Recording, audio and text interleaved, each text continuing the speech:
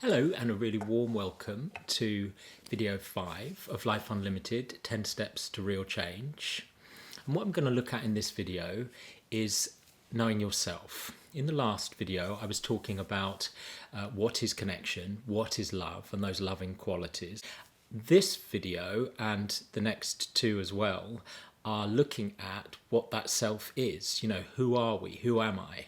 So who am I in love with? Who am I going to connect with? And that's incredibly important from the point of view of having that firm sense of self internally, both from the point of view of how we relate to ourselves, but also how we relate to other people. So we need to know, as I say, who we're in love with. Thoughts, feelings, body and behaviour I'm going to cover in these next few videos, focusing on thoughts in this one. As I've said in the past, what tends to happen with dominant threat, as we know, is it is critical, whether it's looking outside, flaw focused, problem focused. Also, if it's looking internally, it's going to do the same thing. So low self-esteem, low self-confidence sit here. Often people are told, I'd like you to be more confident. Can you be more confident? Or they say they lack confidence.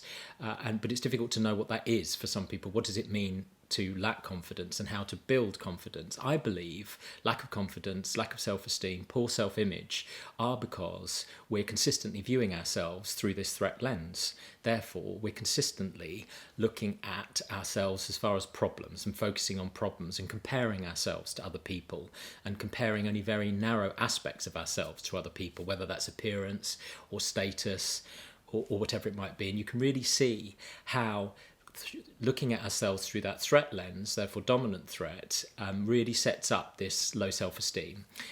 Just the problems, no grounded sense of our worth and value, because of course that's not what threat does.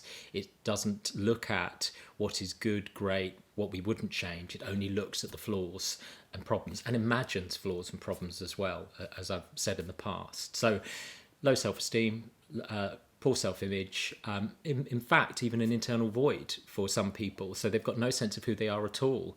Very good at pleasing other people, very good at knowing what other people need and want and how to get themselves liked by other people, but any sense particularly of who they are, what they need, want, how to describe themselves, the answer to the question, who am I, if that dominant threat place is around, some people are really going to struggle with that. Dominant reward and that reward place of having more than neighbours, competing, also sees things in terms of inferiority and superiority, so better than and less than. And again, neither inferior nor superior is, an expansive sense of who we are internally, all of our skills, our qualities, our competencies, our talents, as I say, the things we wouldn't change about ourselves, the things we really value about ourselves, as well as those things that we might want to be different. So dominant threat, dominant reward, all about not good enough, this current moment needs to change, really not the place of a good, grounded, expansive sense of who I am.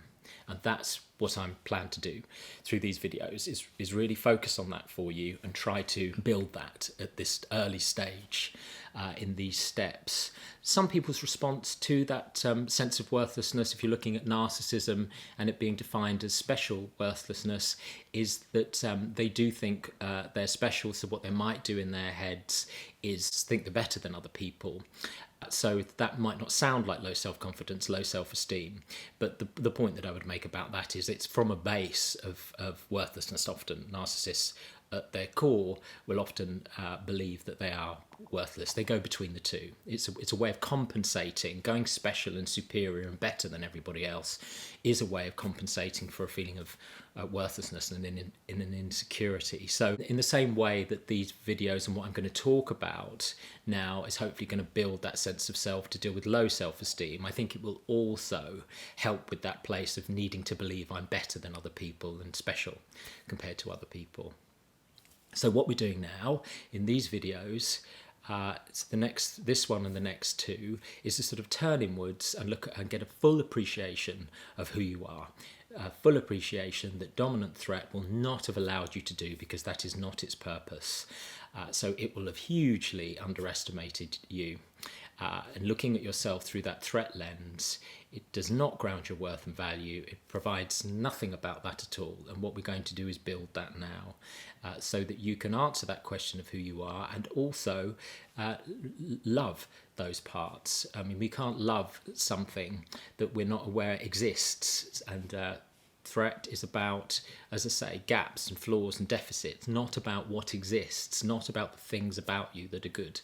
And that's what we're changing now, hopefully, with the few exercises that I'm talking about, and also the things that I'll be talking about in these videos, and looking at what you need and want. I'll talk about that more specifically in the context of feelings, a key aspect of who you are, and that will be in the next video. So just to recap, where was this self-esteem, self-image, self-confidence meant to come from? We're born with fear and impulses, as I think I've said in the past. That image of who you are, what's lovable about you, what's valuable about you, and as I say, even the sense that you exist needed to be mirrored back by other people, needed to be mirrored back by your caregivers or whoever you grew up with. They told you what was worthwhile about you, if anything indeed was, in their eyes, worthwhile about you and valuable about you. They told you what was lovable and unlovable, whether that was intelligence was the lovable thing or unlovable, or whether your physical appearance was the lovable thing, whatever it might be. That was all information that was reflected back to you by other people. That's how we build our sense of self, is through the eyes of another. And as I've said, through loving looks. If you're looking at building self-esteem and a strong sense of self and a good, full, expansive sense of self, it has to be people consistently mirroring back, people around you, usually adults, mirroring back your skills and qualities and competencies in an expansive and balanced way and in a loving way. And if that wasn't there, or as present as it could have been, then that doesn't get internalized. That wouldn't have been internalized, that sense of self. And what some people might internalize instead, if the only way they look at themselves is through that threat lens, is a sense of shame and somehow being defective, which I've looked at in the past. And as I said, that needs to change now, and that's what we're going to look at doing. So, if you grew up with caregivers who were frightened or frightening, addicted or switched off, as I said, how can they build a sense of self for you? How can somebody who's consistently frightened, for example, and therefore just seeing the problems in you, just seeing the problems in the external environment, hiding a lot, keeping out of the way, avoiding things, how are they able to build that sense of self in you? How are they able to say what's worthwhile and lovable about you when more often than not, if they're in that dominant threat place themselves, they're problem focused? Problems, flaws, and grounding worth and value, as I keep saying, are two different rooms. They're mutually exclusive. So what we're going to look at is thoughts, feelings, body and behaviour as sort of the four things that make you up substantially. There is, of course, spirit and soul. I don't talk about them in here because just from a timing point of view. But the ones I'm going to focus on, as I say, thoughts, feelings, your body and your behaviour. And this video will focus on thoughts. The things that I'm suggesting is to look at each aspect of them, to take them out, look at those things that work well for you, and assuming they do, then they can continue from this point on. If there is something which may not be working for you in terms of how you process your thoughts, the type of thoughts you're having, how you process feeling, what you do with your body, the behaviours you engage in, we're looking at what we might do differently now in order to help you. Again, all from the point of view of being compassionate to ourselves, that the way things are set up, if you're looking at those individual bricks, we've been doing our best. They were the tools, they were the bricks that were put in place as we grew up. They're the bricks that were put in place by our physiology, by our brains, and by our environment too. But at this stage, maybe there are ways in which we could do things differently in certain aspects of them, and that's what we're going to look at now. So for the rest of the video, I'm going to focus on thoughts specifically. Thoughts, a key definer of your moment-by-moment experience of life. We have 50 to 70,000 of them a day, it's estimated. So constantly happening. They're made up of words, images, internal dialogue all the time is probably happening. You're narrating things internally. As I say, tens of thousands of them a day. Images that are coming up, memories that are being pushed forward. And you know that in the context of dominant threat being there and threat being around, those images, what the imagination will be used for is imagining problems and catastrophe and rehearsing arguments. So, and if we're in connection and we're using our imagination for creatively, and to imagine gratitude or fond memories, so connection with the past, self and others, then they're very much going to be a source of happiness. So there's such a potential for significant distress if they're dominated by dominant threat and also by dominant reward and addictions and the cravings and the euphoric recall and the self-talk that encourages people to act out again, and such a potential for that life unlimited, for that unlimited view of self, unlimited view of others, for potential and opportunity and love and passion and joy and gratitude if we are in connection with our thoughts. And same with our feelings and same with body and behaviour. But as I say, focusing on thoughts at the moment. 80 to 95% of them are under the radar too, which you can imagine. You know, these threat thoughts are intrusive and automatic, pushed forward by the survival place, as I've said in the past. So we don't consciously have them. We don't create them.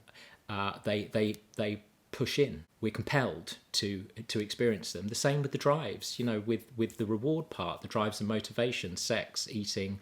A lot of what's happening in our minds comes in from outside of consciousness, is not within our conscious control.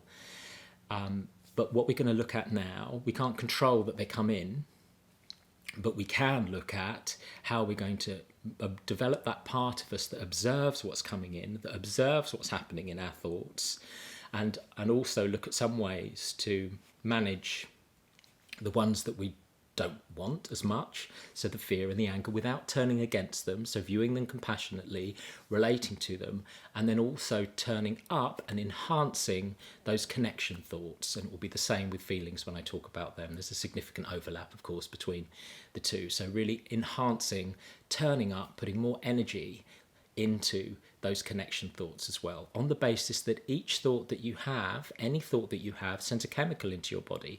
As I said in the past, with the chemicals involved with threat and connection, that a threat thought, it's going to be adrenaline, cortisol, you know, anger, fear. With connection, oxytocin, dopamine, same with reward thoughts as well. So each one, they're very powerful thoughts, very powerful in terms of the effect that they have on your feelings and your body. So we've really got to have a good relationship with them. We've really got to be noticing what's happening internally so that we can have some form of control, and not control in a sort of threat controlling way, but in a way that we're managing our internal experience and managing our responses to things, and always being aware of what's happening and making sure that our thoughts are working in our best interests. You know, we want threat to work in our best interest, reward to, connection to, and therefore the thoughts, feelings, body and behaviour that make them up, we want them all to be working in our best interests. Thoughts held in mind will be experienced in life, and I'm going to go on to talk about that, give an example of that when I talk about beliefs in a few minutes. So just remember, as a key thing with thoughts, that if you think it, then it will be experienced in life, because if you think it, you feel in accordance with that, you behave in accordance with that, and therefore it reinforces whatever the thought is. So we need to hold in mind here the virtual reality of thinking, in that I know it's happening in your imagination, I know it's happening in your mind, but whatever's happening in our mind, whatever's happening in terms of thoughts, will generally come to pass and manifest in terms of our behaviour. So if you think it all the time, it had better be what you want.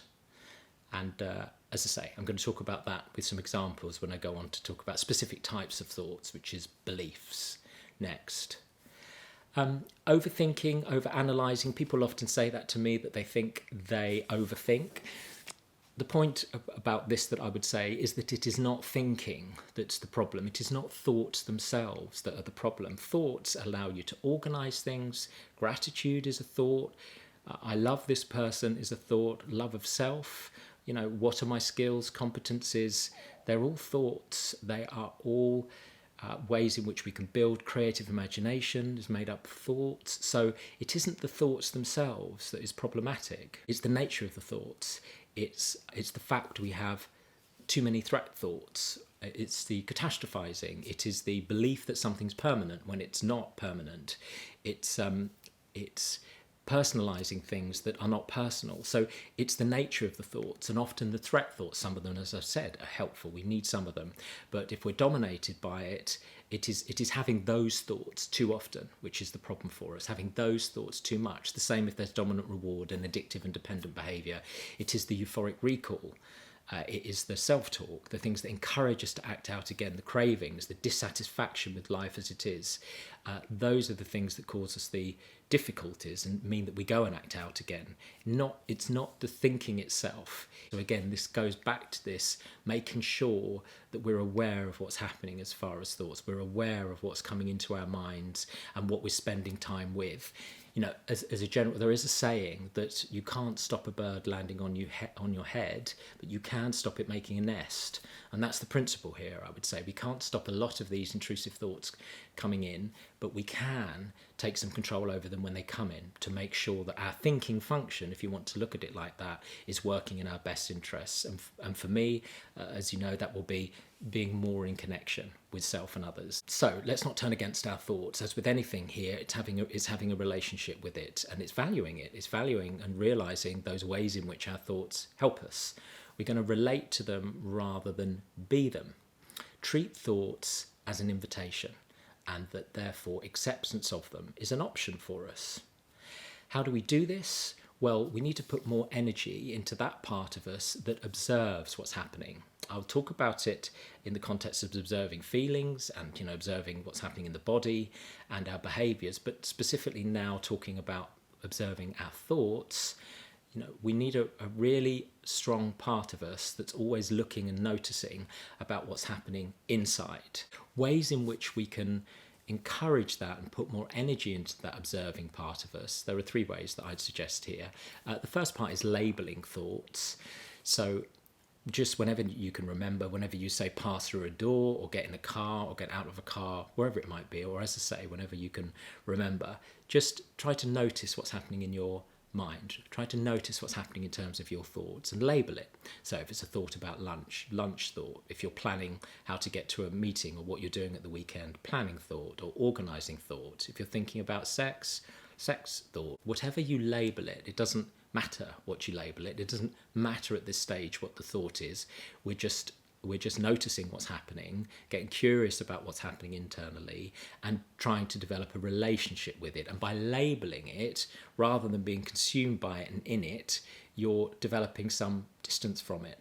And from that distance, then we can also, over time, get more choice. That's the idea behind this. So labelling thoughts is a helpful thing to get into the habit of doing, at least initially.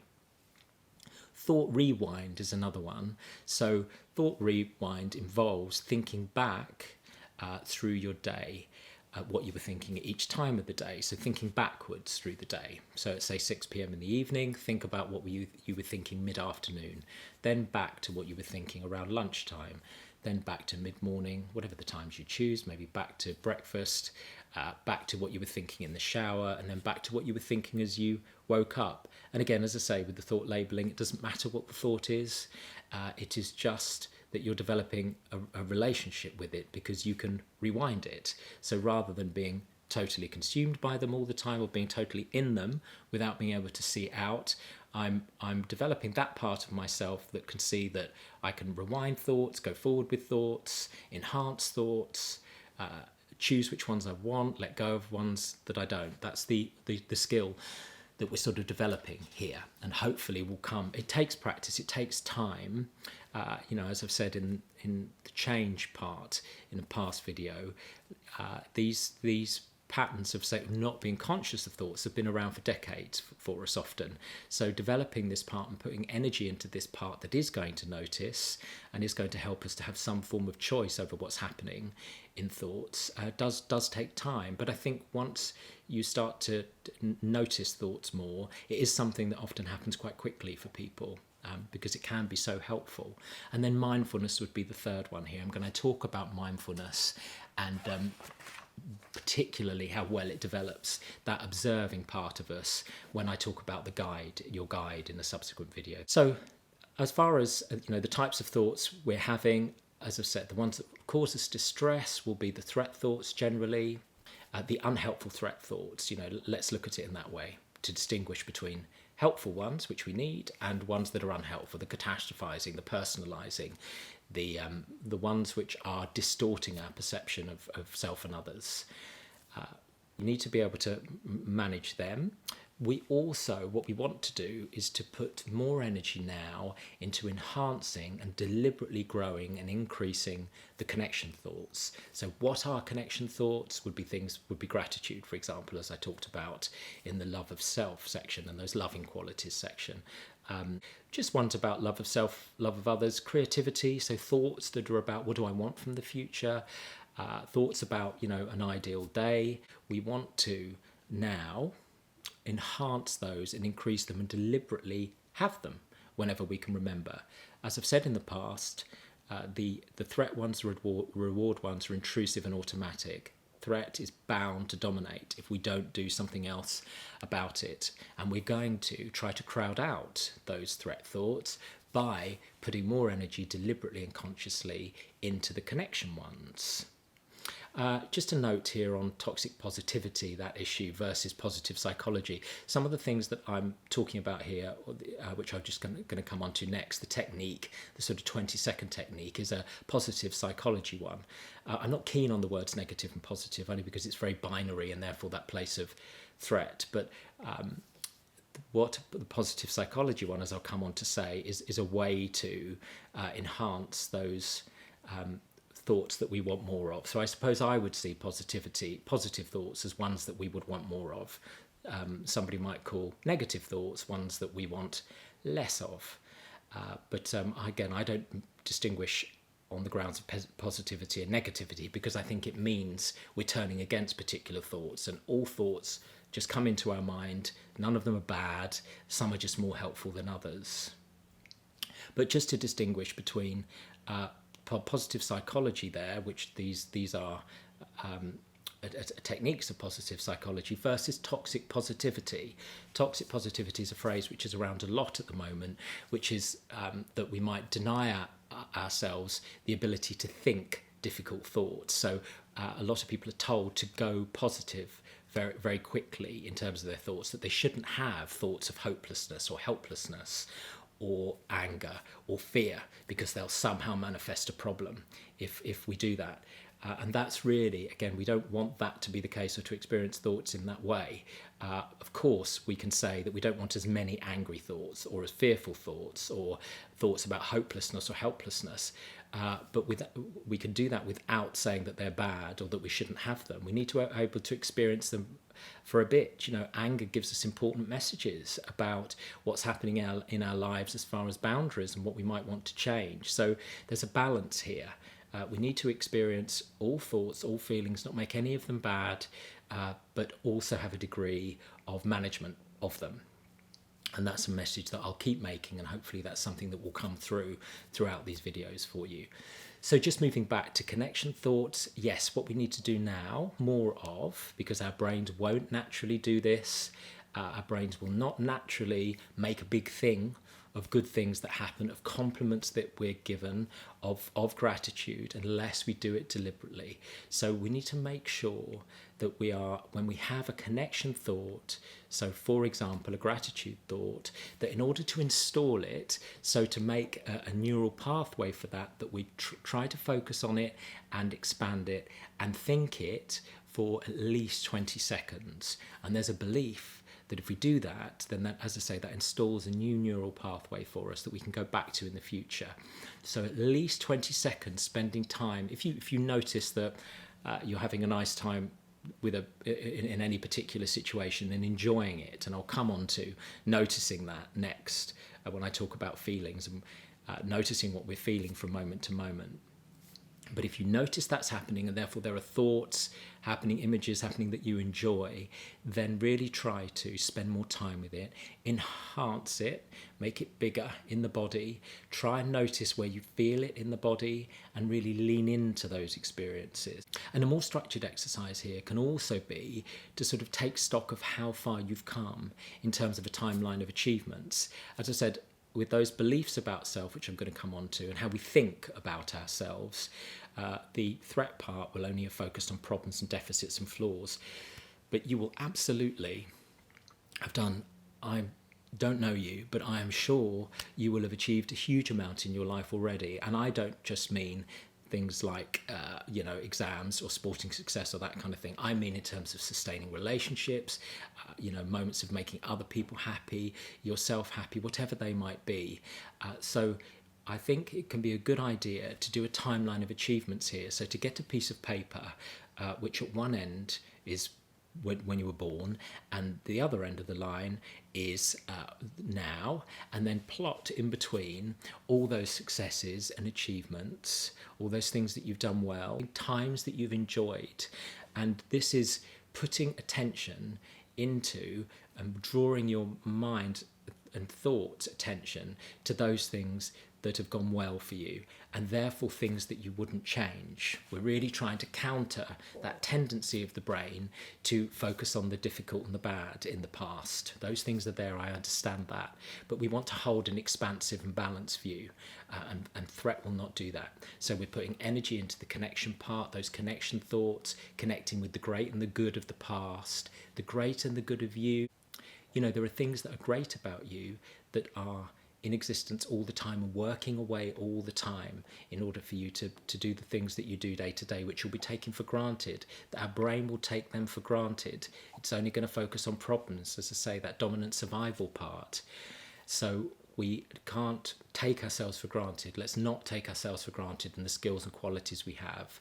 Let's not take things that have happened in the past for granted. Let's really ground them, really get a good sense of them internally. And this isn't about arrogance, because often people will say, if I ask them to ground the great and the good about them, that they feel like it's being arrogant. I think arrogance is about saying superiority to other people. This is about self-worth. This isn't about what I'm going to say in relationship with another person. This is about how I look at myself and how I view myself. This is about my internal sense of self and building, constructing, and making sure I hold an expansive and realistic view of myself. This isn't delusional. Unfortunately, if dominant threat has been around, that's the thing that distorts your perception. So this isn't about believing things about myself that aren't true. This is looking at an evidence-based, expansive view of all that you are, and the vast majority of that is going to be of significant worth and value, I think you'll find when you do look back. In terms of other thoughts and ways of thinking that can be helpful, affirmations can be very helpful. So I am safe, I am loved, I am of worth and value. As we talked about in the past, what threat will do, it will say that you're unsafe, that you're unlovable. It won't ground your worth and value at all. So consistently having affirmations and saying them to yourself whenever you can remember is a good way of calming your internal space, of using thoughts to keep you in that calm and alive state, because it is true largely that you're safe. It is true, I'm sure, that you're loved. It is absolutely true that you're of worth and value, and that you're worthy and deserving of respect, your own and others. And of course, there may be ways in which dominant threat being around, dominant reward around, has meant that you've done things in the past that you regret, as we talked about in the past. But I'm sure that the vast majority of what's happened, the vast majority of what's been present, the vast majority of the way you've lived your life is deserving of worth and value. So compliment yourself. So if you're looking at, if you have a particular situation, if a work meeting goes well, if an interaction goes well with another person, I would afterwards say to reflect on it and say, what is it about me that's enabled me to do that? What is it about who I am that enables these situations to go well? Let's not take those things for granted in the way that threat will. We'll just allow them to pass and focus on a problem instead. So that's complimenting myself, as I say, grounding the good in myself in terms of my internal dialogue, but also if other people compliment me, to make sure I'm open and receptive to them as well. Threat will tend to shy away from it. I understand that. It finds them embarrassing because I think it's so different to how threat sees us. You know, if somebody says these things to us and really is grounding our worth and value in language to us, being complimentary, it's so different to how threat experiences us. It's so different to that experience of ourselves that we get through that lens, that it just doesn't feel real or genuine. But I think let's just accept that other people are seeing our worth and value in a way that we may not be. So I would suggest that if other people compliment, if things are said in emails at work or for friends, if people are grounding our worth and value, that we keep a note of those things that we can go back to. I know we don't want to be reliant on other people for validation, but I think it's a good idea at this stage, if low self-esteem, low self-confidence, poor self-image are around, to be keeping a note, a visual note of those situations where our worth and value is grounded by others. And as I say, more importantly too, that we are grounding that ourselves, that we are doing that work internally as often as we can. Just moving on to and finishing off in this video on beliefs and values. They are two different types of thoughts, I would say. So just focusing on beliefs first. Beliefs are your concept of yourself and the world. And as with anything, as I've said in the past, they will have been shaped by other people, what you believe about yourself and the world. You'll have internalized those beliefs about yourself and other people and your environment from others as you were growing up. And some of them are going to work well, as with anything here. But if dominant threat was around, dominant reward was around as you were growing up, some of those beliefs will be limiting you, particularly the beliefs about yourself, but also the things you might believe about others. So if we want this life unlimited, we need to make sure that we don't hold limited and limiting beliefs about ourselves and also about other people. But focusing on ourselves here, I've put a list of beliefs, which is going to be in a link below the video. And what I'd like you to do is to work through that list and to really look that it's about beliefs about self, but also beliefs about others, and see what you believe about really try to make conscious what you believe about your intelligence, or whether you're a good person, whatever it might be, whether you're an honest person. Because again, most of what's happening in terms of beliefs are below the radar. We don't even think about them. We don't consciously think about them. We just go on living our lives and making decisions and limiting our choices and limiting the things that we do often on the basis of these beliefs without even thinking about it. We're pattern forming, human beings are. We do in the future generally what we've done in the past. So and the point to make, as with anything, is those beliefs will have worked then. They worked for that environment that we grew up in, but they may not. Some of them may not work for us anymore. So we're just being curious about them, not making them wrong. We're just making them conscious. Beliefs like life is hard, all couples fight, bullying is part of growing up, that you're not meant to enjoy work. These beliefs about yourself and others that become self-fulfilling prophecies. The one about all couples fight, for example, is like that dominant threat. If you grow up in a dominant threat environment with caregivers who are in that place, they probably did fight all the time. And of course, couples do fight. But what I'm talking about here is where there's a pattern of behaviour where people are arguing all the time. But if you believe that, if you internalize that, because you're arguing a lot with the person whom in your life you might expect to be the most supportive and nurturing one, if that's not the situation, if the situation is constant criticism and complaint, that leaves you unsafe. It leaves you more anxious, therefore. It therefore means you're more reactive. Therefore, you're more likely to fight and argue. And it becomes that self-fulfilling prophecy. And therefore, when you get into a relationship with a new person and they're reactive and they're quick to anger and they're critical, although you won't like it and it doesn't feel good, you're familiar with it. So let's have a look at what the beliefs are that you grew up with, particularly about yourself, but also about relationships, romantic relationships, about your environment, about the world. People will grow up with the belief that the world is a dangerous place, that people can't be trusted, all of these things, they're all, beliefs that really will inhibit and limit our behaviour.